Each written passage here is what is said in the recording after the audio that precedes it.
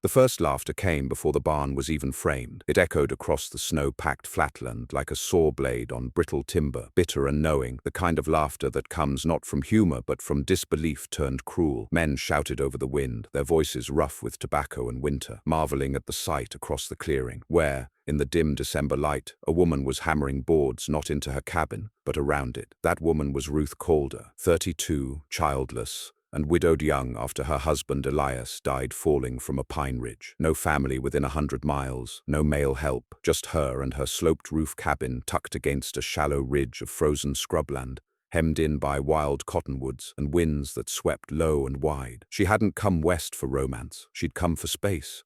She stayed for survival, and now she was building a barn, not beside her home, not behind it, but over it. Must be hiding firewood in her attic, one man chuckled, half drunk on molasses liquor. Either that or planning to hang herself from the rafters, others joined in. What kind of fool builds a house just to wrap it in a bigger house?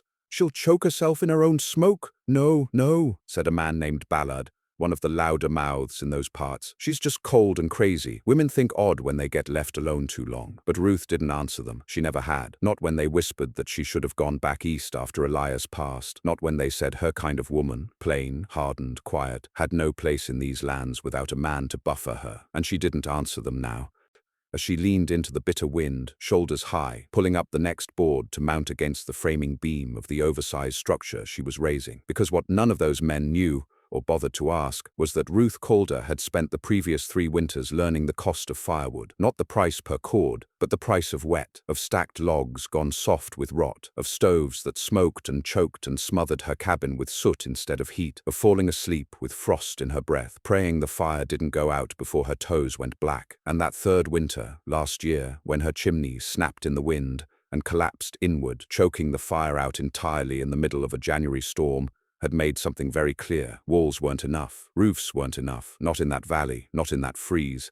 Not alone. So Ruth had spent the spring gathering scrap, old fencing from abandoned lots, flattened boards from collapsed cattle sheds, rotten logs too warped for regular use, but good enough to brace the base of a frame. She dug shallow post holes herself, using a broken shovel and a pickaxe she inherited from Elias. She drove the posts in one by one. She carved joiners in silence. She wrapped the beams not to touch her cabin, but to float just beyond its walls, air in between, space for insulation, and then she hauled rough barn boards up by herself using a rope pulley system and her own battered shoulders. A month passed, then another. She never asked for help, and none was offered, and now it was almost done. The new barn wasn't pretty. It was uneven. The boards were different colors, grays, sun-bleached yellows, blacks from charred ends. Some had bent nail holes, others were spotted with pitch, but it wrapped her cabin like a shell. The roof sloped wide and heavy, leaving 3 feet between it and the original roofline. The sides gave a buffer, enough for cold air to slow, for wind to lose its edge before it reached her. There were no windows on the outer structure, just air slits, and the door was a double-frame system. The barn door swung open before the original cabin door could be seen. It looked strange, no question, almost like her home had retreated into a husk, but it was warm. Even before the snow came heavy, Ruth could tell. The logs inside no longer dripped with condensation. The walls inside no longer sang with the wind's whistle. And the floor, her rough pine floor, had stayed dry even in the September rains.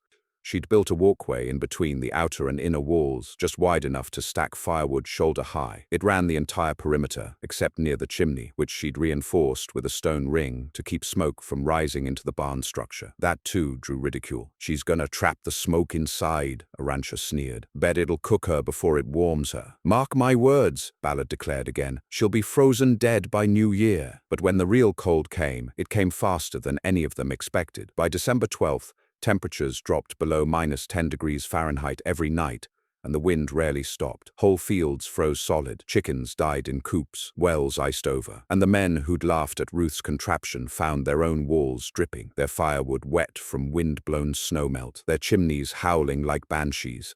Horses started collapsing in barns. 2 families abandoned their claims entirely by the end of the month. And Ruth's cabin stayed dry, and the wood, that glorious, neatly stacked wood along her inner perimeter, stayed dry too. Not just dry, but warm. The heat from her cabin, faint though it was, leached out just enough to keep the ring of firewood from freezing. It dried it further. When she pulled logs to stoke her stove, they burned instantly. No sputter, no smoke, no waste, no struggle. She could build a fire in half the time and half the effort it took her neighbors. That meant fewer times opening the stove, fewer moments letting heat out, and the efficiency built upon itself until, by the second week of January, she realized she hadn't touched half her wood stack. Not even close. She still had enough to last until March. It became a kind of quiet miracle, but word got out. A neighbor, young Sarah Alcott, had come over one night with her toddler wrapped in wool and tears in her eyes, begging Ruth if she had any wood to spare. Their stack had frozen solid, and her husband was off trying to trade labor for food down in Canyon Bend. Ruth gave her 3 armfuls, dry, warm. The woman almost collapsed in thanks. By week's end, more came knocking. At first they came humble, then they came desperate. By early February, men who'd once laughed loudest now stood in her clearing, hat in hand, explaining that their barns were too cold, their cabins smoked too much, their wives were coughing blood from mold and ash. They asked how her chimney stayed dry, how her fire lit in seconds, how her walls stayed quiet while theirs howled like ghosts. Ruth didn't boast. She didn't mock. She didn't remind them how they'd laughed. She just handed over what she could spare. Just keep it dry, she'd say. Keep it inside if you can. Stack it somewhere the wind won't touch. But she knew they couldn't. Their cabins weren't wrapped. Their wood stood exposed. Their efforts came too late. She'd planned for this. They hadn't. And the more the weather punished the land, the more obvious the difference became. But then came a night, February 11th, when the real test came. A test not just of wood or warmth or pride, a test of survival, because that night the wind changed direction and brought something worse than cold. It brought fire. It started just after dusk. The wind had stilled for the first time in days, unnerving in its own right, and the air took on a peculiar dryness. Like the moment before lightning strikes, Ruth had just stoked her stove for the evening burn and was sorting a fresh row of pine logs along the inside ring when she smelled it. Not smoke from her own chimney, which always carried a sweet, resinous tinge. This was acrid, bitter, and wrong. She stepped outside, pulling her scarf high across her mouth, and turned west. The glow confirmed it, orange against the sky, low on the ridgeline, flickering hard. A barn was burning, far too fast, and the wind was picking up again. By the time she reached her lookout perch on the bluff above her cabin, a rocky notch Elias had once used to watch for elk, she could see the shape of it clear as day. Ballard's property, half a mile off. His barn, a massive 2-tier build with hay stored high and tack hung low, was completely engulfed. Sparks rode the wind like angry bees, darting east with every fresh gust. It was madness. There were still 2 full months of freeze ahead, and now the man had lost his livestock shelter, his feed, and half his tools. She squinted harder. No movement, no buckets, no response. She didn't know if they were gone, dead or hiding, but she did know something else. Those sparks weren't falling in snow. They were falling in dry wood, because that same bitter cold that had nearly frozen the valley into silence had also sucked all the moisture from the standing trees, the fence lines, the old shed roofs, and most dangerously, the uncovered firewood stacks so many of the men had piled beside their homes in hope of burning through the freeze. The fire wasn't stopping at Ballard's. It was headed for the valley. And her cabin, wrapped though it was, stood directly in its projected path. She didn't hesitate. Back down the slope she ran, boots slipping on the icy rock, lungs heaving hard, until she hit the ringed slope above her barn shell and cabin. Inside, she bolted the inner door, then raced around the inner walkway, checking that every log stack was clear of loose kindling. She shifted her ember bucket to the far side of the room. She tightened the metal ring around the chimney exit and shut the outermost smoke damper entirely. Then she braced. The wind slammed at her outer walls like fists. Somewhere to the southwest, someone screamed. Another flash lit the sky orange. Sparks peppered the ridge just west of her barn roof. She ducked, shielded the inner door, and waited. But the flames didn't reach her. The sparks struck her barn roof but rolled. The pitch was steep, and the air gap between structures did what it was meant to, rob the sparks of immediate fuel. They landed on the outer shingles, smoldered, then died. The inner cabin, warm, dry, sealed, remained untouched for now. But the outer walkway began to fill with smoke, not from her chimney, but from all the burning cabins across the valley. It seeped through cracks in the outer barn boards, and soon her air was heavy with the stench of burning tar, pine pitch, and worse, horsehair. She couldn't just sit and wait anymore, so she wrapped a wool cloth soaked in melted snow across her face, opened her inner door briefly, and stepped into the narrow space between her cabin and the barn wall, and froze, not from cold, but from the sight beyond her east slats. A line of orange had formed across the valley, flickering not just from Ballard's property now, but from 4 others. Like falling dominoes, one cabin after another had caught: barns, sheds, coops, wagons, all gone in a chain of dry kindling, and it was still spreading. She stood only seconds before she turned and ran back inside, grabbed her heaviest coat, her water pail, and flung open the outer barn door. Smoke hit her like a wave. She coughed hard but pressed forward, heading for the ridge. She had to warn the others, but when she reached the first clearing, she found devastation already underway. Ballard's cabin had collapsed. Flames had eaten the walls entirely, and the roof was sagging, smoke boiling out from within like a furnace vent. No sign of life, no shouting, no movement. Further downslope, the Partridge family's wagon was ablaze, wheels spinning like the last gasp of a dying beast. Then, in the semi-darkness, she saw a child, small, shivering, running. Ruth shouted, but the wind took her voice, so she ran harder, through ash and slush, through knee-deep drifts filled with half-frozen soot, until she caught the girl by the arm, and yanked her around. It was one of the Alcott children. "Where's your mother? Where's Sarah?" Ruth shouted, but the girl only sobbed. Ruth didn't wait. She picked the girl up, wrapped her coat around both of them, and turned back toward her own cabin, still the only structure, not yet aflame. She couldn't save everyone, but she could save this one. They stumbled back through thickening smoke. Ruth's throat burned. Her boots slipped more than once, but she kept going. By the time they crossed the barn threshold, the girl was limp, breathing but barely. Ruth laid her down by the stove, wrapped her in a dry quilt, then shut both doors and stuffed the air cracks with whatever cloth she could spare. The barn shell outside groaned. Sparks danced on the outer wall, but still no flames took. And it was in that silence, between creaks and smoke, that Ruth realized the truth. Her insane idea, her barn-covered cabin, was the only structure still standing, because of the air gap, because of the buffer, because of the firewood stored inside, not exposed, because of the stone-wrapped chimney that men said would choke her in her own smoke, because she'd planned not just for cold, but for everything else that comes with it. And by dawn, the fire had run its course. When she opened her outer barn door that next morning, the valley was grey. Ash drifted like snow. The wind was gone, but so were most of the cabins. 7 burned to the ground, 2 more half-standing, 4 families missing. 1 found dead beside a frozen water trough, hands black from frostbite. Only Ruth's home stood solid, and so they came again, the survivors. But not laughing this time. They didn't knock. They didn't jeer. They didn't ask why she did what she did. They just stood in her clearing, quiet, clutching their last possessions, and waited for help, for warmth, for something that wasn't burned. And Ruth opened her door, again, because a fire can wipe out a town. But preparation, even when mocked, can outlast every man's pride. By the 4th day after the fire, it was no longer a question of why Ruth built what she did, but whether it could save anyone else. The valley was charred, stripped down to bone. What wasn't burned outright was blackened and soaked in cold ash, made useless by smoke and soot. The remaining settlers, 12 in total, had nowhere to go, no walls to warm within, no stoves left intact. The nearest neighboring town, Glover's Pass, was 30 miles east through drifts waist-deep and frozen rivers still too thin to cross safely by wagon. And with the roads impassable and livestock scattered or dead, evacuation was a gamble no one dared take. So they stayed, and they turned to the one place that still had standing walls, dry air and warm firewood: Ruth's cabin. It wasn't an easy thing for them. Not just because of pride, though that lingered heavy on the faces of the men who once mocked her, but because of the logistics. Her cabin was small, barely meant for 2 people, let alone 13. The barn shell that wrapped it had room to walk, stack wood, maybe huddle if one stayed crouched, but it was not built to shelter a village. Still, Ruth didn't hesitate. She cleared out her firewood ring, moving half of it to the back corner of the barn where she stacked it 4 logs high and covered it with a tarp. Then she opened the ringed space for bedrolls and quilts, turned her inner walkway into a sleeping gallery, and gave her own bed to the youngest child, the Alcott girl, now burning with a fever but still breathing. The others set up as best they could. Sarah Alcott and her baby curled against the inner cabin wall near the stove. For now 2 men, widowers from the northern tree line, slept back to back on the packed dirt floor of the barn interior, keeping watch for falling embers or sudden collapse. And Ballard, for all his former boasting, now sat silent in the corner with smoke-stained hands and a bloodied rag around his ankle.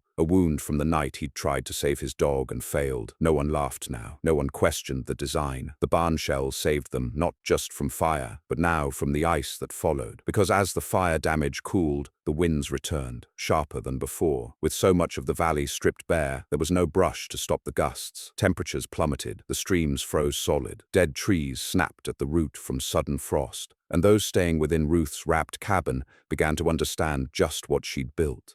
It wasn't just a structure, it was a system. Each night, the air in the barn walls would warm slightly from the heat radiating out of the cabin core. That buffer, that 3 feet of trapped, semi-warm air, slowed the freeze. Condensation formed but didn't soak. Logs in the inner ring stayed dry. When someone lit the stove at dawn, the warmth built quickly. There were no howling winds inside, no drafts, just still, breathable air. And the most miraculous part, she wasn't running out of wood, even with 13 people. Even burning from dusk to dawn, the outer barn kept so much of the heat in that her stove never needed to be fed constantly. It was efficient. The logs burned slow, hot and long. Smoke was minimal. The metal stovepipe rose straight through a stone chimney sleeve, and the double damper system Ruth had designed, a flap on the inner stove and a vent ring on the outer chimney, allowed for controlled draw. It had been something Elias once dreamed of doing but never got the chance. Ruth finished it, improved it, and now it was the only working stove in 50 square miles. The others tried to help where they could. Sarah offered to cook. One of the men, a stooped miner named Reese, offered to chop what little wood remained from salvaged fences. Ballard, limping and quiet, spent his days repairing the barn's outer cracks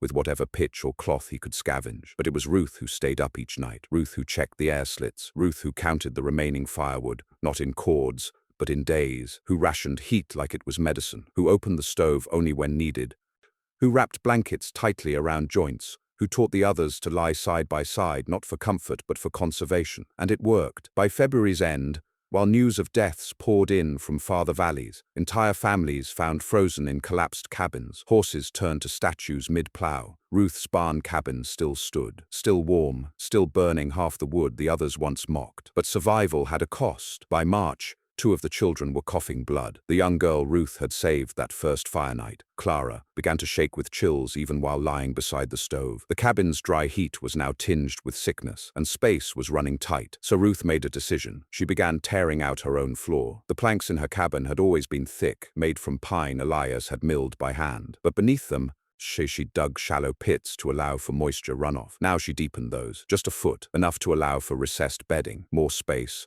more room for air to circulate above, less crowding. She pulled every third plank. Some scoffed. Won't that make it colder? But Ruth knew better. She placed hay in the recesses, then tarps, then laid bedding over them. Heat settles low. The sunken beds trapped warmth. The children's coughs eased. No frost formed at the corners of the cabin anymore. It wasn't just warmth that kept them alive now. It was the flow of that warmth, the control, the geometry of survival, and every inch of it came from Ruth's insane design. The barn wasn't for livestock. It was insulation. It was protection from wind and spark, from snow and pride. It was a second skin, wide, ugly, protective, and it was her salvation. By the time a messenger from Glover's Pass finally reached the valley, late March horseback, frostbitten to the elbow, he found only one home with smoke still rising from the chimney, one barn still intact, one place still standing. He entered quietly. Inside, he found 13 survivors huddled in warmth, none of them smiling, but all of them alive. He found a stove burning slow and steady, a firewood stack still nearly 2 rows high, and he found Ruth Calder, sitting on a crate, carving a vent cover for a new air duct she'd started designing to circulate the warmth higher for spring. He stared, blinked, asked what this place was, and Ballard, the same man who once laughed hardest, just muttered, "Her barn, her damn barn saved us." But Ruth didn't answer. She just nodded toward the child in her lap,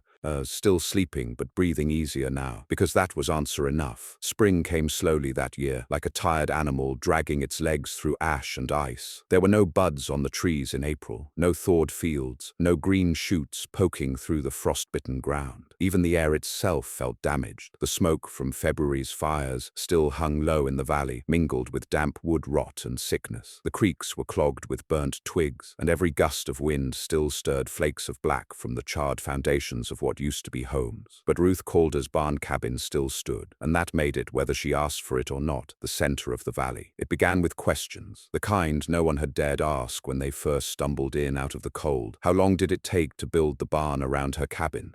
What had made her think to separate the roofs? Why had she stacked her wood inside instead of beneath a lean-to or tarp? Why had she raised her chimney higher than the barn roof, yet encased it in stone? They asked these questions not with curiosity but with guilt, because now they knew. Everything they'd once mocked had been the reason they were alive. Ruth didn't gloat, didn't remind them how they laughed. Instead, she explained quietly, methodically, piece by piece. She told them how her first winter alone had nearly killed her, not from hunger, but from damp, how her cabin had leaked, her firewood rotted, and how she'd learned the difference between smoke from wet wood and flame from dry by the pain in her lungs. She told them how she'd kept track, like a scientist, of where the wind hit her cabin most, how frost formed near the northwest corner, how the sun only warmed her roof for 2 hours a day, never enough. And so she'd drawn plans, not formal ones, just scratched shapes in the margins of Elias's old ledger books. She'd counted the inches between beams, measured how far heat radiated from her stove. She learned that warmth didn't need to be trapped so much as guided, that an open space, if built around warmth rather than instead of it, could act like a lung, breathing in cold, releasing dry heat. Her barn wasn't a barn at all. It was a coat, a second skin, a controlled environment built from instinct,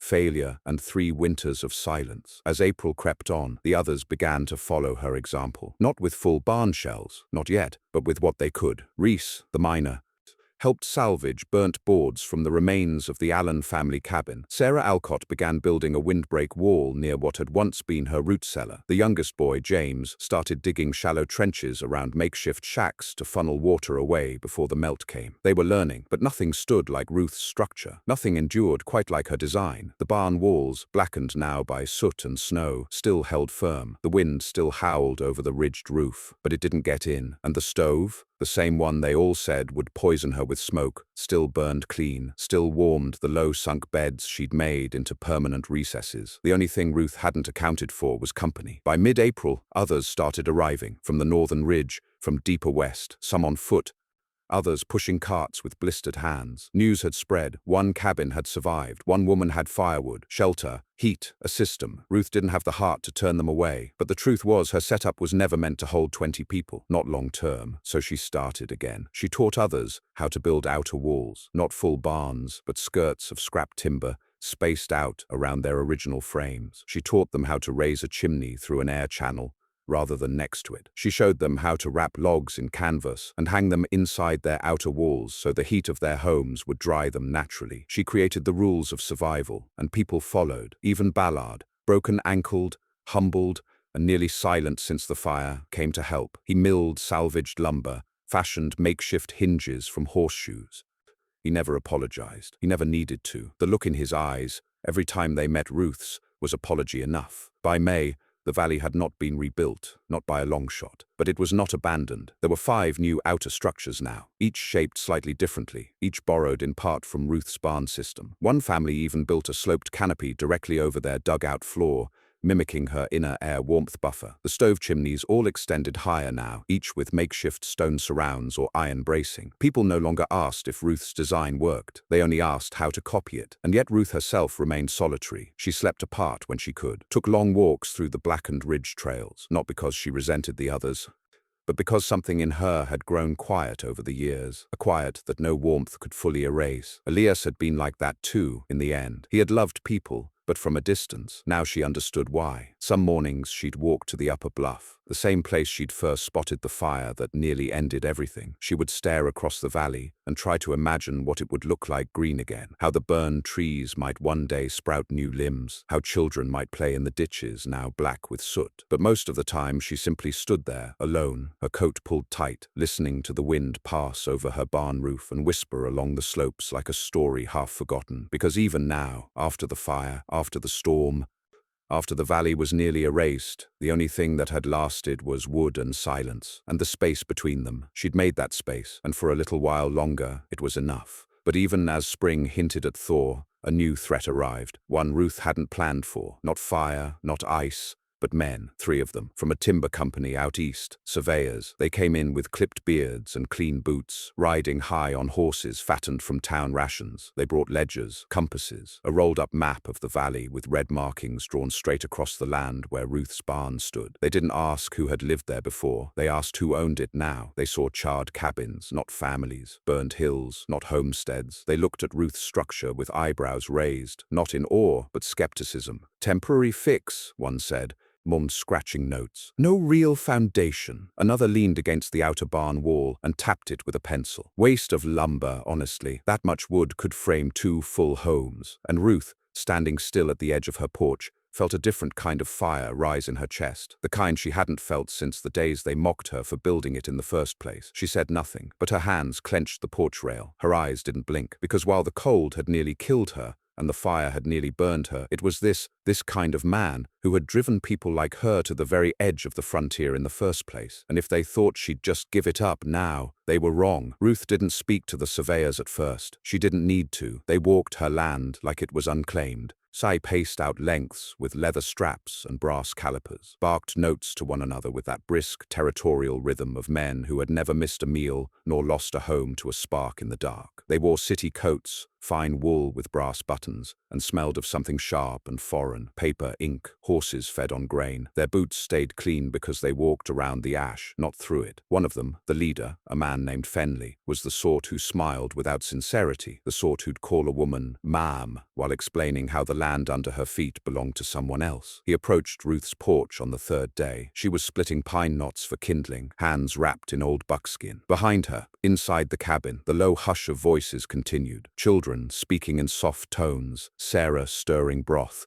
the Ballard coughing quietly. Outside, the barn walls caught a shaft of midday sun and glowed faintly through the soot like bones under skin. "Ma'am," Fenley said, removing his gloves. "Fine structure you've built. Truly. Ingenious, in fact." Ruth didn't answer. She didn't look up. "I'm sure you're aware this land's not deeded," he continued. "This whole stretch wasn't surveyed before settlement. It's timber company land. At least, soon to be." She struck the axe again. Crack. The knot burst. "We're here on behalf of Evershed Holdings. They're going to run logging up through the ridge. They've got a mill contract with Glover's Pass. This here's priority terrain." Ruth set the axe down slowly, wiped her hands on her apron, then looked at him, really looked, and what she saw made her feel tired. Not angry, not afraid, just done with it. "Oh, all this ash," she said, voice low. "And you're still measuring?" Fenley's smile thinned. "It's just business, ma'am. No need for trouble. We're happy to offer a relocation voucher. You and yours, you can take what you built, disassemble it if need be. Set it up again someplace else." Ruth stepped down from the porch. "Close now. You think this place built itself?" she asked. Her voice wasn't raised, but it carried. "I lost 2 years stacking boards to beat back snow that killed a better man than you. I spent a winter coughing up black from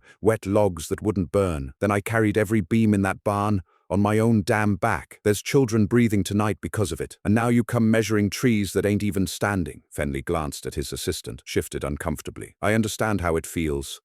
But by law didn't carry a fevered child through ash and wind. I did." She stepped closer still. "This place stays." Behind her, the barn door creaked open. Reese stepped out with an axe handle slung over one shoulder. Sarah followed, baby bundled tight. Then Ballard, leaning heavy, face like scorched stone. One by one, the others emerged. No one shouted, no one lifted a weapon. But they stood close behind Ruth, shoulder to shoulder, eyes clear. Fenley raised both palms slightly. "All right, no need for escalation." He backed away. His boots crunched softly over last winter's ash. When he mounted his horse, he did not look back. The other surveyors followed. Within minutes, their silhouettes disappeared over the ridge, and Ruth exhaled. In the weeks that followed, the valley changed again, not with destruction, but with intent. More cabins were raised, this time with purpose. Almost every structure now bore some version of Ruth's idea. Outer walls, air buffers, vented eaves, elevated stoves, firewood stored within breathing warmth. Children learned to build fire without smoke. Women carried soaked rags to test venting, to feel for leaks. Men dug ditches before raising walls. And when late frost came in mid-May, a sharp snap that killed seedlings in higher passes, the valley stayed warm. No pipes cracked, no fires broke out, no one froze. Ruth's system had become standard. They even gave it a name. The Calder Shell, they called it. A barn wrap, a structure within a structure. "Build it like Calder," they'd say. "Give it lungs, let it breathe." Ruth didn't care much for the title, but she cared that no one else died. That was enough. By summer, A new township petition was filed, not from Evershed Holdings, from the people. They called it Second Hollow, a nod to the fire-blasted first settlement. The name wasn't pretty, but it was honest, and at its center stood Ruth's barn cabin, still blackened from smoke, still standing. It would later serve as a school, a meeting hall, even a clinic when traveling doctors came through. But Ruth never moved out. She stayed in her corner of the cabin, bed in the floor pit, stove burning low. Others offered to help rebuild her a new home. She declined. "This one's already proved itself," she said, "because some homes aren't made for looks, some are made for storms." Years passed. New families came. They built wide and low, with outer walls like barn skins. New settlers asked why homes had two roofs, or why firewood was kept inside. They were told of the fire, the freeze, the widow who'd built a second skin around her cabin when no one else believed it mattered. And always, the story ended the same. They laughed when she built it, they'd say, but her firewood outlasted every man's in the valley. And in a world that forgets fast, the warmth remained. The warmth, and the woman who knew how to hold it.